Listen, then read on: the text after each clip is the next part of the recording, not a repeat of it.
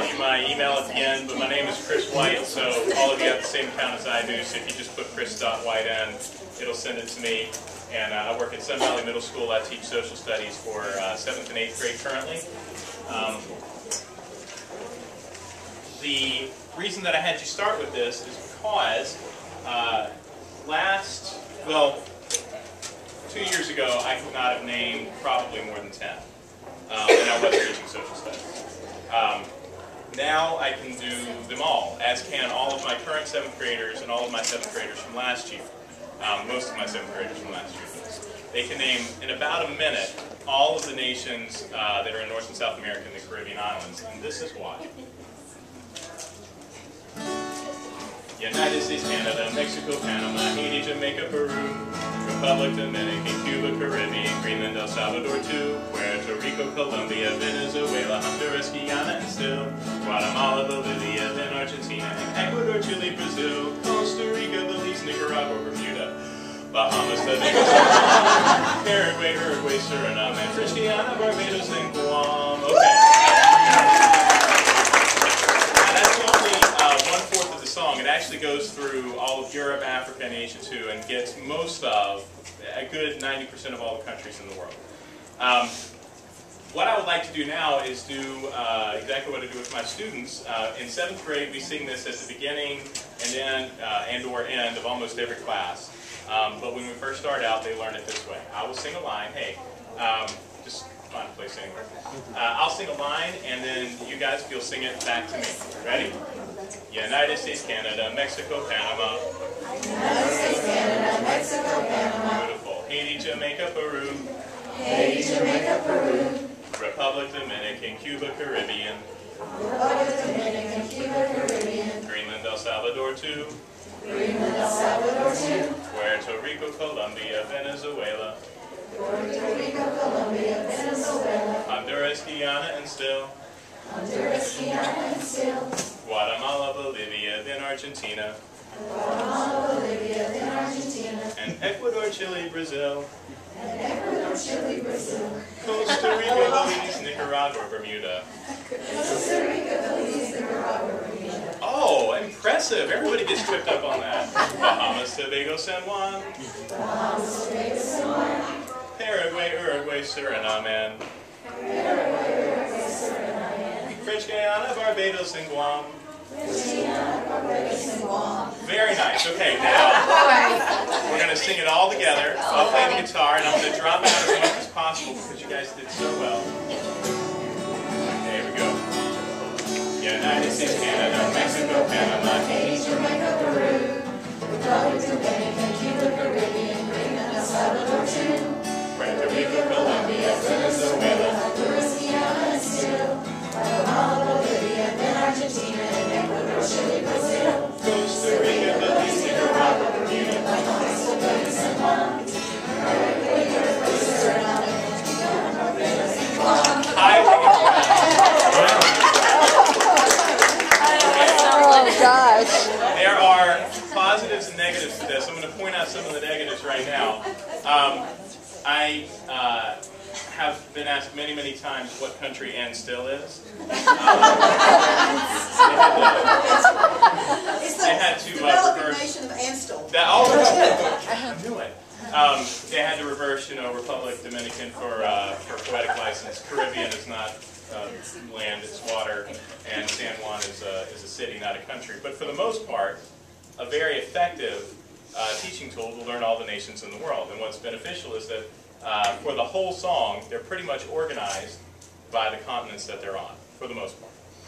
I'll show you. We'll come back to this song several times to see if at the end you guys can add 5, 10, 15 countries to your list by repeating the song.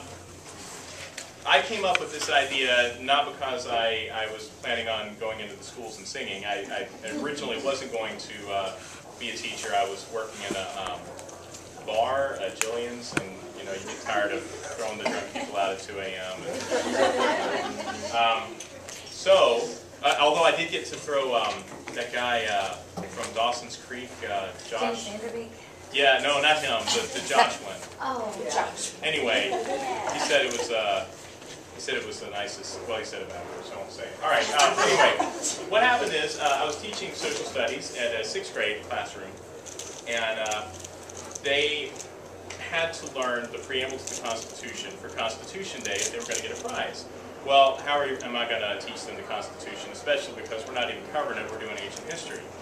So I went back in my Wayback Machine and pulled out probably the same one you guys remember again. We the people, in order to form a more perfect union. Yeah, okay, a lot of you guys are already starting to sing it with me. It had been 20 years since I sang that song, but as soon as I heard the notes again, it came right back up in my head. So I'm like, okay, they can sing it for a couple of days and then they'll be able to get their prize. They didn't want to stop. I mean, we weren't learning the Constitution, but they wanted to sing it every single day. And so I thought, I need to capitalize on this. Not only are they enjoying learning something, but they're probably actually going to remember it the same way I did and the same way you guys do. How many of you, when you're going through the library or flipping through the phone book and you need to find a last name, you're like, maybe. Still, you know, we're what, in our 30s, 40s, 50s, and we still use the song that we learned when we were 5 to find where we are in the alphabet, and we still remember it too. So I thought this would be a great way for them to remember the stuff that they learn in class. Is everybody here middle school? No, okay, so we got some high school teachers. How many of you that are teaching in the higher grades, the children come up and you know that they've learned all this stuff in every class that they've had since the very beginning of the time that they stepped into the first kindergarten classroom in their pull-ups, and they can't remember a thing. They can't remember anything that they've learned the whole time through. And you know that they've been teaching it because you teach and they just forget when they go to the next grade level. And I thought this would be a way to get them to get this information not just for this year, but forever. If they will apply themselves to learning it, they'll have it forever. And then the third component was Weird Al. Rather than trying to write my own tunes, which I'm not that great at, I thought, why not use popular tunes? Tunes that they know or that they like, so that they will enjoy singing these. There was another component to it as well. The way that we teach now is not the way that education has happened throughout time. Books are a relatively recent phenomenon. And yet we know that in previous generations, they've been able to do these great feats of memorizing, like Homer, who was blind, not only composed, but always remembered the entire Iliad and Odyssey. And he did it probably the same way that the guy, or guys, or gals, who wrote the Epic of Beowulf did, which is they would start with a note, and that would call into mind the first line, and they would say the first line, and then the next note would be the next line, and they would go through the whole story of the Iliad or the Odyssey or of Beowulf that way. Now that seems like this great, amazing thing, except how many of you guys know, let's say, 5 or 10 hymns? And then you know maybe 10, 20 songs that you've heard on the radio. And maybe 20 or 30 more lullabies. And if you had somebody, I mean, maybe you can't call them to mind now, but if you had somebody start singing Twinkle, Twinkle, you'd be able to do it. If you string those all together, and then you insert them, the lyrics to the Iliad inside them, you know the whole Iliad. You know the whole Odyssey. You know the whole Epic of Beowulf. You know all of these songs, you just have to have a way to put the information that you need to have for school inside them. So this was the impetus for beginning to